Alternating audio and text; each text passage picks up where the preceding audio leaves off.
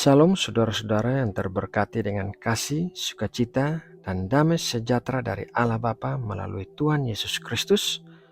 Semoga kita semua terus bertekun dalam iman pengharapan kita dan memperoleh mahkota kehidupan di sorga. Saudaraku, sebelum memulai renungan saat teduh pagi ini, mari kita sama-sama berdoa. Allah Bapa, pagi ini kami datang kepadamu dengan hati yang bersyukur buat segala hal yang baik yang kami alami di sepanjang hidup kami. Kami bersyukur Engkau telah melindungi kami di sepanjang malam saat kami tidur, sehingga pagi ini kami bisa bangun dalam keadaan sehat dan masih memiliki nafas kehidupan. Tetapi apabila ada di antara saudara-saudara kami yang mendengarkan renungan ini, yang saat ini sedang sakit, maka kami berdoa memohon kuasa kesembuhan terjadi di dalam nama Tuhan Yesus Kristus yang penuh kuasa. Oleh bilur-bilur Tuhan Yesus, semua penyakit disembuhkan. Kami juga berdoa bagi masalah-masalah yang dihadapi oleh saudara-saudara kami terkasih. Kiranya Engkau memberikan pertolongan dan jalan keluar, dan kiranya Engkau menguatkan iman setiap orang dalam melewati semua tantangan yang terjadi. Terima kasih Bapa. Sekarang tiba waktunya untuk kami masuk dalam saat teduh. Kami merendahkan hati kami di dalam rasa takut dan hormat akan Engkau. Berikanlah kami telinga untuk mendengarkan seperti seorang murid, dan hati yang dipenuhi dengan pengertian akan apa yang kami dengarkan. Berikanlah kami kekuatan dan ketekunan untuk menjadi pelaku-pelaku firman. Terima kasih Bapa buat kasih karunia-Mu yang melimpah di dalam hidup kami. Dalam nama Tuhan Yesus Kristus, kami berdoa dan mengucap syukur. Amin. Saudara yang terkasih di dalam Kristus, firman Tuhan berkata dalam Roma 5 ayat 1, sebab itu kita yang dibenarkan karena iman, kita hidup dalam damai sejahtera dengan Allah oleh karena Tuhan kita Yesus Kristus. Sejak kejatuhan manusia ke dalam dosa, manusia hidup dalam keterpisahan dengan Allah sampai waktunya kasih karunia dinyatakan melalui Tuhan Yesus Kristus.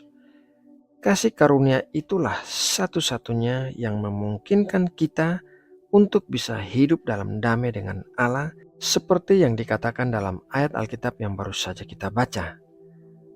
Segala hal yang kita terima oleh kasih karunia melalui Tuhan Yesus hanya dapat dimengerti oleh orang-orang yang telah mengenal dan menerima Kristus di dalam hidupnya.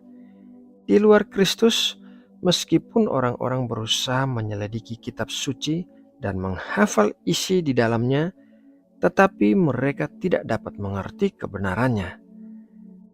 Rasul Yohanes menulis dalam Yohanes 5 ayat 39 sampai 40 demikian bunyinya.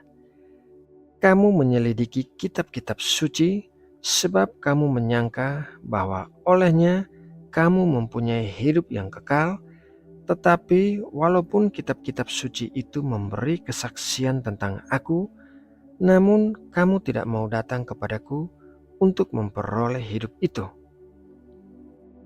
Banyak orang yang fasih mengutip ayat Alkitab, dan bahkan iblis pun mengutip firman Tuhan saat berbicara dengan Hawa dan saat mencobai Tuhan Yesus di padang gurun.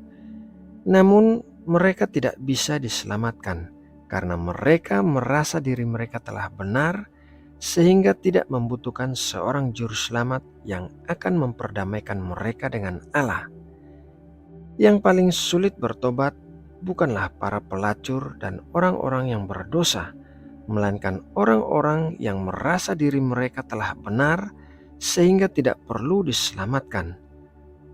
Konsep kasih karunia memang merupakan hal yang sulit dimengerti oleh manusia, karena konsep kasih karunia berasal dari inisiatif Allah sendiri. Manusia duniawi tidak dapat mengerti hikmat surgawi, karena hal itu merupakan kebodohan di mata mereka. Mari kita baca dalam 1 Korintus 2 ayat 14. Tetapi manusia duniawi tidak menerima apa yang berasal dari roh Allah, karena hal itu baginya adalah suatu kebodohan, dan ia tidak dapat memahaminya, sebab hal itu hanya dapat dinilai secara rohani. Itulah sebabnya manusia duniawi menganggap orang-orang percaya sebagai orang-orang yang bodoh, karena mereka tidak dapat memahami hikmat surgawi seperti yang dipahami oleh orang-orang percaya. Akan tetapi, bagi orang-orang yang percaya, Kristus adalah kasih karunia, dan kasih karunia itu adalah satu-satunya jalan untuk hidup berdamai dengan Allah. Untuk dapat memahami arti kasih karunia, kita perlu memahami istilah Ibrani kuno yang berarti membungkuk. Di dalamnya terkandung ide kebaikan yang dilakukan dengan rendah hati oleh seseorang yang tinggi derajatnya. Memberi kasih karunia sama dengan melakukan kebaikan kepada seseorang yang tidak pantas menerimanya, yang tidak pernah dapat memperoleh kasih karunia itu atas usahanya sendiri. Diterima Allah atas dasar kasih karunia sangat berbeda sekali dengan diterima Allah berdasarkan perbuatan. Kita menerima kasih karunia Allah bukan karena kita pantas menerimanya, melainkan karena kebaikan hati Allah semata-mata, maka kasih karunia itu diberikan. Kasih karunia adalah sesuatu yang diberikan secara cuma-cuma. Kita tidak akan diminta untuk membayar harganya, karena kita tidak akan dapat membayarnya sekalipun kita berusaha melakukannya. Saudaraku yang terkasih di dalam Kristus, meskipun kita dianggap bodoh oleh dunia, tetapi kita mempercayai kasih karunia yang diberikan Allah melalui Tuhan Yesus Kristus, bahwa hanya kasih karunia itu yang bisa memperdamaikan kita dengan Allah, bukan perbuatan baik kita atau kelayakan kita di hadapan Allah. Nah, saudaraku, demikianlah renungan firman Tuhan pagi ini. Semoga melalui renungan ini kita bisa menerima berkat-berkat dan kekuatan baru dari Allah Bapa melalui Roh Kudus. Mari kita berdoa untuk menutup renungan ini. Bapa Surgawi, kami mengucap syukur atas berkat firman-Mu yang baru saja kami terima. Kami akan menyimpannya di dalam hati kami dan selalu mengingat bahwa keselamatan kami adalah kasih karunia. Segala hal yang baik di dalam hidup kami adalah kasih karunia. Kami tidak layak mendapatkannya, namun Engkau telah memberikannya secara melimpah bagi kami. Terima kasih Bapa atas kasih dan kebaikan-Mu. Kami membawa segala rencana kegiatan kami hari ini kepadamu. Kiranya tangan-Mu memberkati segala sesuatu yang kami lakukan di sepanjang hari ini. Kiranya Engkau membuat kami berhasil dan beruntung kemanapun kami melangkah.